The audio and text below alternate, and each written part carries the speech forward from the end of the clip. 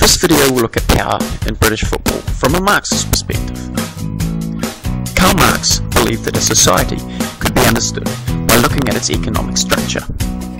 Marx noted that there are different ways for societies to produce goods and services, or different modes of production, which create different relationships between people.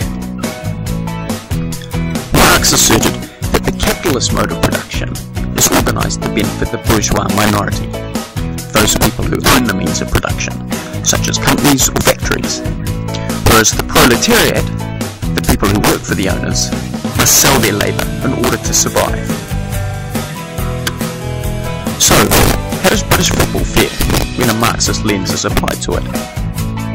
Within football, the team owners can be seen as the bourgeois, while athletes and also fans are Marxist proletariat. We look at three factors that confirm that British football is structured in such a way that club owners benefit at the expense of players and fans. Firstly, British football has become a commodity. Rather than just a pastime for enjoyment or fitness, British football is something that is produced, packaged and sold, just like any other commodity on the market. It's for mass consumption and a huge profit. John Hargreaves notes the way British football is commodified expresses bourgeois beliefs and ideology, such as aggressive individualism, ruthless competitiveness, and elitism.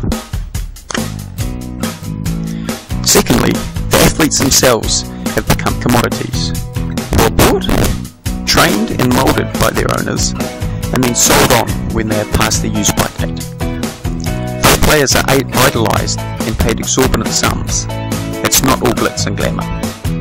Training schedules, diet, behaviour, and time outside work are all strictly controlled by the club they play for. As the level of professionalism increases, the difference between a human being and a club asset is becoming smaller and smaller. Finally, the bourgeois have remained in power within British football. Marx predicted that conflict would increase under capitalism, with the exploited proletariat eventually overthrowing the bourgeois, and some conflict has taken place. For example, Wimbledon FC split into AFC Wimbledon and Milton Keynes Dons, after fans opposed the club moving its home ground away from Milton Keynes.